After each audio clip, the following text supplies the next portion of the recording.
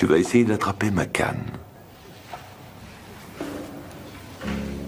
Le garçon avait juste un peu de myopie, mais moi j'ai vu tout de suite qu'il était en train de mourir. Je soupçonnais une lipogranulomatose, alors j'ai demandé à mon interne de lui faire une coloscopie. Tout le monde pensait que j'avais perdu la tête. Il n'y a que 200 cas dans le monde, et j'ai posé le diagnostic juste à partir d'une vision floue. Même les résultats d'examen m'ont contredit, mais je voulais quand même faire une biopsie rénale. Mon interne a refusé net, disant que ce serait quasiment un meurtre. Je n'ai pas discuté. Je suis retourné à mon bureau pour fouiller de vieux dossiers. J'avais vu un cas identique 12 ans plus tôt. Un vieil homme avait développé 7 symptômes en une seule journée. Dont le tout dernier fut... Si c'était la même maladie, le garçon devrait en être à son 3e symptôme maintenant, l'insuffisance rénale. Dans le pire des cas, il mourrait dans les 24 heures. Mon interne disait que j'exagérais. Je n'ai pas répondu. Je l'ai tiré directement jusqu'à la chambre du patient. Qu'est-ce que c'est? Son urine. C'est marron. Il fait une insuffisance rénale. Vous croyez toujours que ce n'est pas le même cas?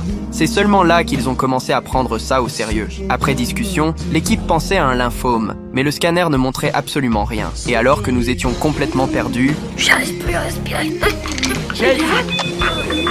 Les médecins l'ont immédiatement intubé. C'était le dernier symptôme qu'avait eu le vieil homme avant de mourir. Si on ne trouvait pas la cause en 2 heures, le garçon n'y survivrait pas. À 3 heures du matin, j'ai convoqué tous les spécialistes. Tout le monde pensait à la maladie de Kawasaki, mais l'écho cardiaque ne montrait aucun caillot. J'ai décidé de faire une biopsie cardiaque sans imaginer à quel point le garçon était faible. Et je ressors.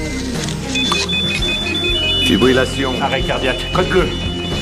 On l'a sauvé de justesse. J'ai prélevé l'échantillon cardiaque aussitôt après. Mon interne m'a traité de sans-cœur, mais je savais ce qui était le plus important. Nous avions 7 possibilités, mais seulement assez d'échantillons pour 3 tests. On a commencé par les 2 plus probables, tous 2 négatifs. Il ne restait qu'un seul échantillon, mais encore 5 hypothèses. Personne ne voulait prendre cette décision. Je suis monté sur le toit pour prendre l'air. C'est là que Wilson est arrivé, se vantant d'un coup de génie qu'il avait fait à une table de poker. Je retourne mes cartes. Je l'ai littéralement ratati. Depuis le début, les as étaient là.